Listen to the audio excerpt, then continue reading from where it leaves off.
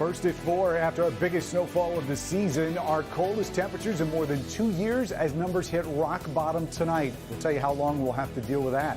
Devin? All right, Ben, also Houston, we have a problem. The winter storm that swept the nation, putting our neighbors to the south in very unfamiliar, uncomfortable, and even deadly situations. Paula.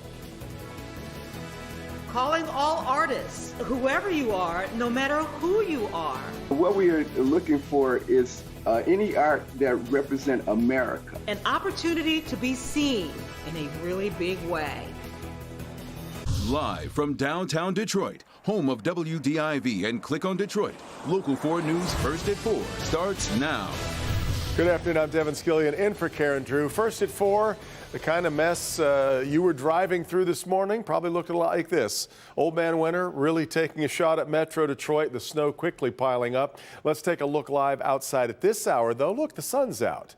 Lovely day. Well, except that things are not exactly going to warm up. We are looking at severe cold coming our way tonight. So let's start things off here at 4 with meteorologist Ben Bailey. Ben. Yeah, Devin, we can only keep that camera panned up for so long, but you're right. Tonight we're going to have to deal with those temperatures. 19 is where we sit, but you could already see out here to the west. That's the stuff we're going to be dealing with tonight. Temperatures are 5, 10, even 15 degrees colder out to our south and west, and we will be seeing our coldest mark in the last 2 years plus. February 2019, the last time we have been this cold. You can see temperatures diving from the teens this afternoon right down to single digits, and that's in the metro zone. Most locations will end up below zero tonight before we bounce back just a little bit in the afternoon tomorrow. We do have some sunshine out here and no snow as of right now, but you can see down to the south that little bowling ball there in parts of Texas and Oklahoma. That's the next snowmaker getting its act together and heading in this direction. Snowfall totals for this last system did top 8 inches in a couple spots, including the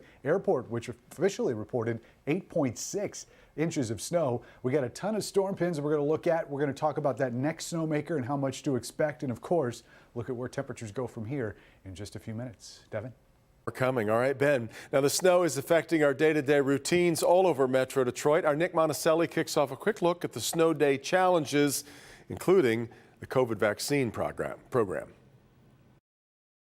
Good evening. As you can imagine, a whole lot of cities and counties were saying they were postponing today's vaccinations because of the storms and the road conditions. Macomb County, though, deciding they were going to keep those open, giving people the option to come if they wanted to. As you can see from all of these people streaming in and out, a lot of people still wanted to come, many of them saying because they didn't want to risk losing their appointment. However, the county said that would absolutely not happen. So coming up on Local 4 News at 5 o'clock, we're going to talk to these people and ask them why did they opt to come here with all this bad weather knowing they could reschedule. I'm Nick Monticelli, Local 4. I'm Grant Herms here in St. Clair Shores, where the snow has been piling up all day long. It's not just the outside, it can wreak havoc on the inside of your home. Experts are saying look for things like ice building up around your gutters, on the eaves. Watch those pipes inside, both natural gas and your water pipes. And also take a look at the outside pipes as well. Make sure those windows are insulated, all in time for this snow to keep piling up and that cold weather to come later this week. I'm Victor Williams on the east side of Detroit, where so much snow has fallen. Several inches have now accumulated. A lot of people, however, are not able to get out of their driveways, and so DPD has been able to step up, offering their services to go ahead and shovel the snow out of the driveways of senior citizens. A lot of those seniors happy that DPD were able to play that role. And we'll have more on this coming up. Victor Williams, Local 4. All right, Victor. Now, we're hoping the evening drive will run quite a bit more smoothly than what we saw first thing this morning. Tim Pamplin out and about to give us some perspective on the current conditions. Tim, it's got to be better than what you were driving in at 11 o'clock last night. It is much better than last night, Devin. Southbound Lodge Service Drive here at 7 miles. Still snow covered here, but as we get down onto the freeway prop onto the ramp, you see it's wet. The sun and the salt have done their job here. As Ben was just saying a little time ago, that's a problem tonight because all that wetness is going to turn into a sheet of ice this evening. So the overnight drive isn't going to be good, and tomorrow morning's commute doesn't look so good. And as we get onto the lodge here, this doesn't look very good either. There are 2 clear lanes on the left here. I'm not going to get over just yet. I'm going to wait till this traffic clears. But freeways around town look fairly decent. Surface streets not so good. Coming up at 5, we're going to head out on the spokes. Woodward, Grand River, Gratiot. Check out the main arteries in Detroit. We'll have that coming up at 5 o'clock.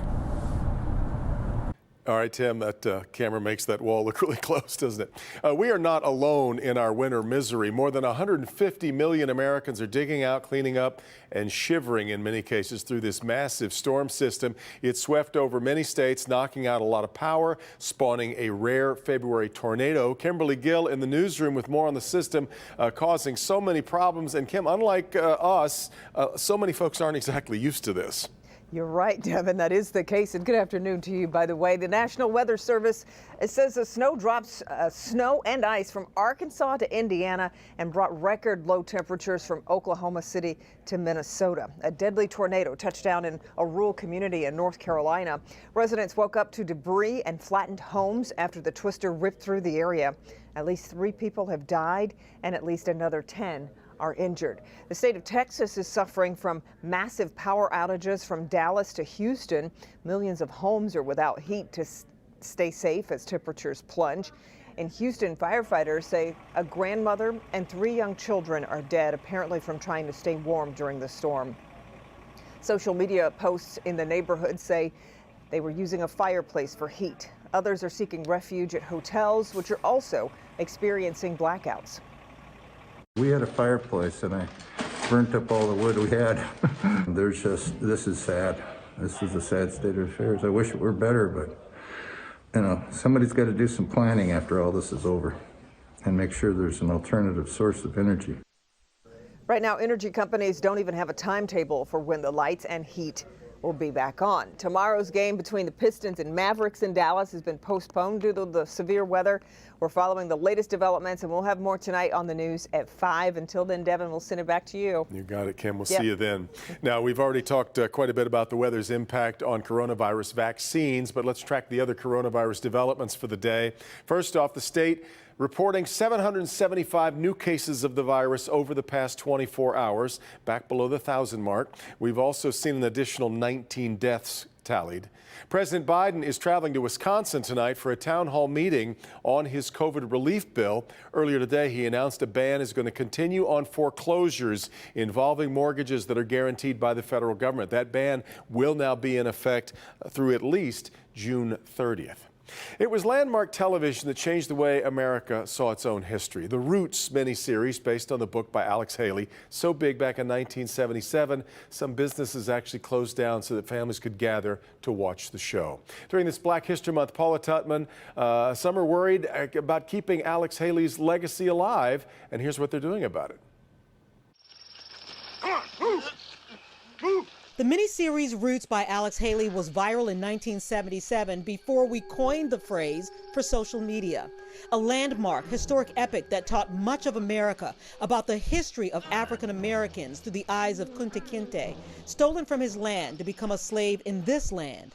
Yet ask many young people today who Alex Haley is, who told the story of his own history through his novel and miniseries, and more than a few are stumped. We have to keep the story alive because when a person dies, a whole library burns down. And it's through those goggles attorney Gregory Reed, on behalf of the Keeper of the Word Foundation, is fighting to keep the name Alex Haley alive in this year, the 100th anniversary of his birth. An author and historian from humble beginnings. He was really a storyteller. His work on the Elijah Muhammad and Malcolm X led him to the story of Roots because he wondered who he was. And from there, he developed a story, and it took him 12 years. His story is a person of perseverance. It took him 12 years to do Roots.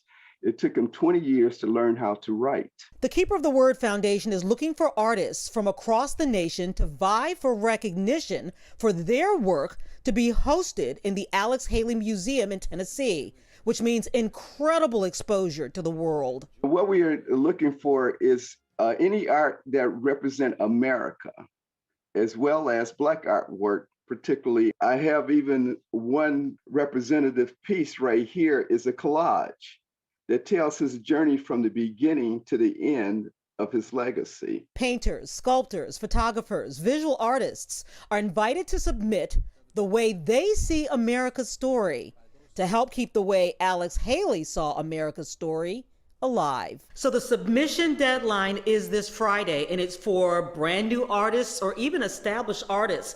And it really can be a new beginning simply because of the exposure they're going to get based on who's going to be seeing their art during the judging process. Paula Tutman, Local 4.